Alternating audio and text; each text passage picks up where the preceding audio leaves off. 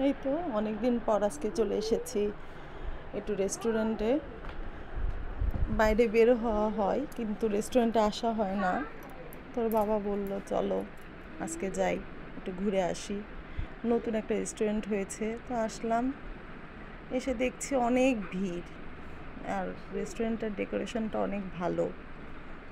ওর বাবা অর্ডার দিচ্ছে কি খাওয়া যায়, আমার তো প্রচুর খিদা লেগেছে। তো ওখানে দেখছি একটা বড় আয়না দেওয়া আছে, তো যে নিজে একটু নিজের ভিডিও করে নিলাম, নিয়ে এটে বসে থেকে অপেক্ষা, ক্ষুধা পেটে চেপে রেখে নিজে নিজে একটু ভিডিও করে। আমি তাও চুপ করে বসে আছি, কিন্তু ও তো বসে থাকতে পারছে না, কারণ পিচ্চি খুব জ্বালাচ্ছিল। গোটা রেস্টুরেন্টটা ঘুরে ঘুরে একবারে শেষ। ওর বাবা ধরে নিয়ে আসছে, বসাচ্ছে, তাও বসছে না। একবার বলে বসবো, আবার বলে নামবো। করতে করতে গোটা সে ঘোরাফেরা করছে, আর আমি চারদিকে একটু ভিডিও করে নিচ্ছি। নতুন হিসাবে ভালো।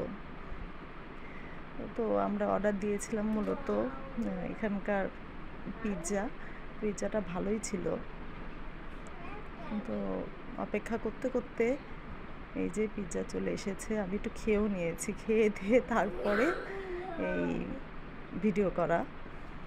খাওয়া দাওয়া শেষ, এখন মোটামুটি 11টা বেজে গেছে। যে রিস্কাকে বলি যাবেন নাকি, সেই বলে যাব না, কারণ জলেশ্বরীতলা থেকে আমাদের বাসাটা একটু দূরেই হয়।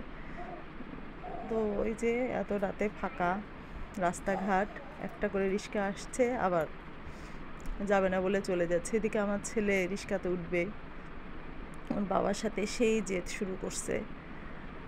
তো রেস্টুরেন্টে তো এই যে লোকেশনটা জলেশ্বরী তলাতেই। তো শেষ পর্যন্ত একটা মামাকে পেলাম, উঠলাম রিস্কাতে। ফাঁকা রাস্তায় রিস্কা ভবন, ভালোই লাগছে। তো আজ এইটুকুই।